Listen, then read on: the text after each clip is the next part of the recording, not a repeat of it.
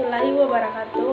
Perkenalkan, nama saya Miftahul Jannah. Saya dari kelas IP reguler 1 semester 4. Baik, kali ini saya sedikit mempresentasikan hasil kerja tugas saya dengan mata kuliah AIK 4. Yang pertama, dengan mencari biografi hasil temuan dari ilmuwan Islam tentang ilmu pengetahuan, teknologi, dan sains atau IPTEX.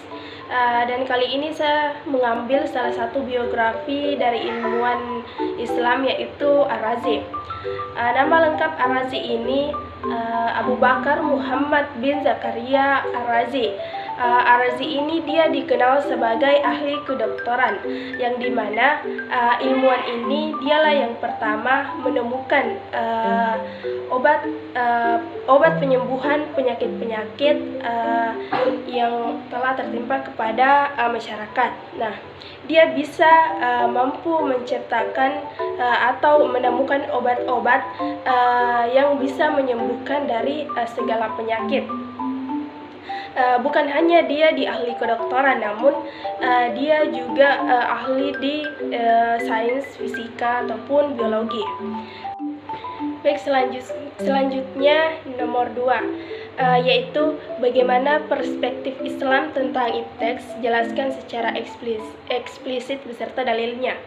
Baik, sebetulnya mengenai dari ajaran Islam, di situ dapat ditegaskan bahwa bagaimana kita mempelajari Islam dengan pandangan Islam mengenai IPTEX. Kemudian terdapat dalil yang menjelaskan hal tersebut, seperti surah Al-Mujadalah ayat 11, yang artinya di mana Allah akan meninggikan orang-orang yang beriman di antaramu dan orang-orang yang diberi ilmu pengetahuan beberapa derajat, dan Allah Maha mengetahui apa yang kamu kerjakan.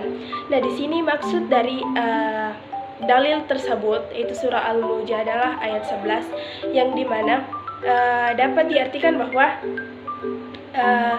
orang-orang yang dapat menuntut ilmu pengetahuan, maka itu juga akan dapat ditinggikan derajatnya oleh Allah Subhanahu wa Ta'ala, karena sebagaimana Islam, bagaimana kita ditegaskan untuk bagaimana menuntut ilmu. Selanjutnya itu nomor 3, yaitu jelaskan yang dimaksud dengan ilmu, agama, dan budaya. Kemudian bagaimana hubungan antara ketiganya serta pandangan Islam terhadap ilmu, agama, dan budaya. Yang pertama, saya menjelaskan mengenai ilmu. Ilmu adalah pengetahuan yang dimana mencari penyebab dan mengapa ini terjadi. Nah, itu arti dari ilmu. Kemudian agama. Agama ini adalah sistem mengatur kepercayaan seseorang kepada Tuhan dan kaidah-kaidah yang berkaitan dengan adat istiadat.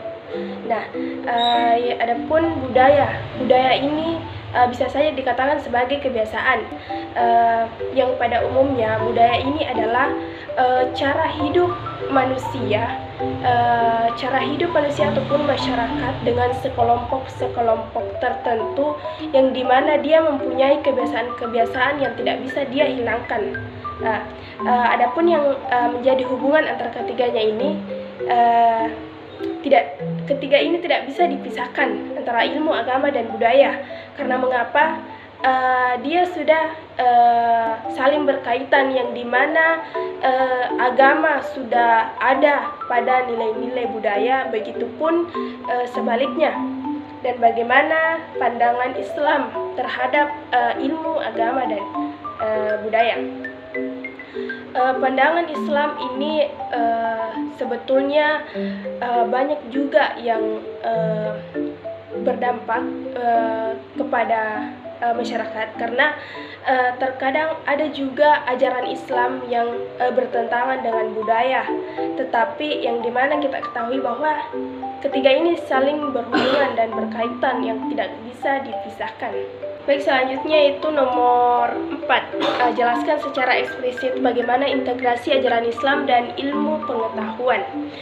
Nah, dalam integrasi Islam ini, antara ajaran Islam dan ilmu pengetahuan adalah sesuatu yang adanya karena keesaan atau tauhid, yang dimana sudah saatnya kita menghadirkan atau memunculkan lewat pandangan-pandangan seseorang agar integrasi ini dia dapat menghasilkan antara ajaran Islam dan ilmu pengetahuan.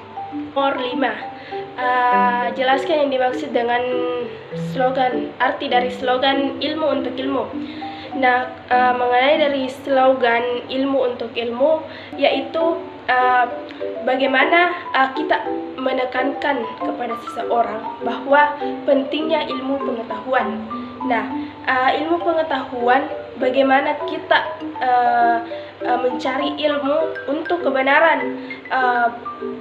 Kalau kita sudah merasa kaya akan ilmu, bukan berarti kita harus berhenti menuntut ilmu, tapi bagaimana kita terus mencari ilmu. Kita itu apalagi sebagai ajaran Islam, kita dituntut sebagai untuk bagaimana kita menuntut ilmu. Baik, selanjutnya yaitu yang ke-6. Jelaskan akibat yang dapat ditimbulkan dari pemisahan ilmu pengetahuan dan ajaran Islam. Baik, mengenai akibat yang terjadi ketika ada pemisahan antara ilmu pengetahuan dan ajaran Islam. Ketika terjadi pemisahan antara ilmu pengetahuan dan ajaran Islam, ini sangat berakibat yang dimana bisa saja terjadi adanya kesenjangan antara ilmu pengetahuan dan ajaran Islam. Kemudian terjadi adanya putusnya hubungan antara ilmu pengetahuan dan moralitas sehingga terjadinya radikalisme. Nah, itu beberapa akibat yang bisa saja terjadi ketika ada pemisahan antara ilmu pengetahuan dan ajaran Islam. Baik, selanjutnya yang ke-7 yaitu perbedaan antara ilmu bebas nilai dan ilmu tidak bebas nilai. Nah, ilmu bebas nilai ini maksudnya dia adalah pengetahuan yang bersifat objektif atau netral, yang sehingga tidak dapat dipengaruhi oleh nilai-nilai atau pandangan subjektif. Kemudian ilmu tidak bebas nilai. Ilmu tidak bebas nilai ini adalah pengetahuan yang sifatnya terbatas. Dia sifatnya terbatas atau subjektif, yang dimana hanya ada nilai-nilai tertentu. Baik, selanjutnya yang ke-8 yaitu sebutkan dan jelaskan beberapa akhlak Islam yang sepatutnya diterapkan dalam mengaplikasikan ilmu pengetahuan dan teknologi modern. Nah, yang pertama akhlak Islami yang patut contoh yaitu yang pertama ada ikhlas. Ikhlas di sini maksudnya dalam ilmu pengetahuan, bagaimana kita mengerjakan sesuatu tanpa ada tujuan tertentu. Bagaimana kita memberikan sesuatu atau mengerjakan sesuatu tanpa ada harapan lain atau maksud lain. Kemudian yang kedua ini ilmiah. Maksudnya di sini ilmiah yaitu harus jelas, harus ada bukti-bukti yang objektif. Kemudian bertanggung jawab. Bertanggung jawab di sini maksudnya bagaimana kita melakukan sesuatu harus bertanggung jawab dalam ilmu pengetahuan. Apapun yang kita kerjakan, apapun yang kita lakukan, bagaimana kita mempertanggungjawabkan hal tersebut. Kemudian ada etis. Etis di sini maksudnya dia bertindak dengan moral. Bagaimana kita bertindak atas moral kita. Kemudian ada kerjasama. Bagaimana kita kerjasama antara satu orang dengan orang lainnya untuk menciptakan sesuatu. Bagaimana kita menghasilkan hal yang baru. Nah, di sini inovasi. Inovasi di sini maksudnya bagaimana kita bisa berinovasi seperti dalam ilmu pengetahuan dan teknologi, bagaimana kita berinovasi untuk mengembangkan suatu usaha atau suatu teknologi dengan cara ilmu, yaitu memberikan inovasi baru supaya ada perkembangan dalam usaha tersebut. Baik, selanjutnya yang ke-9, yaitu apa yang dimaksud dengan ayat qauliyah dan kauniyah. Sebutkan contoh surah yang dimaksud dan interkoneksi dalam memahami keduanya. Baik, sedikit saya jelaskan mengenai ayat qauliyah dan kauniyah.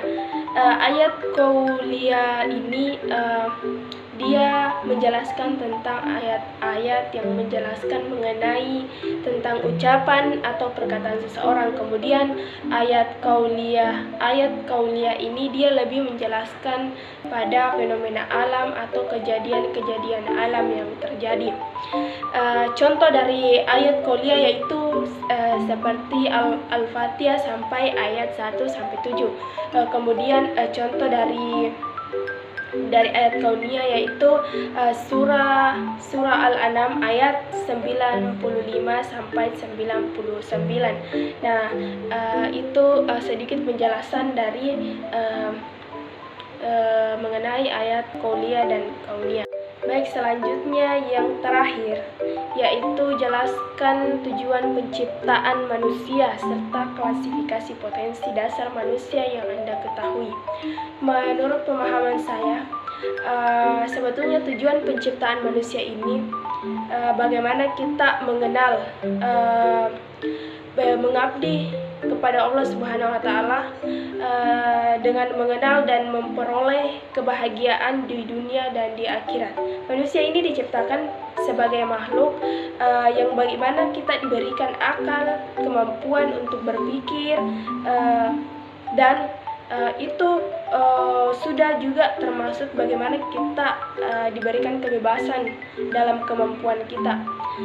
Kemudian potensi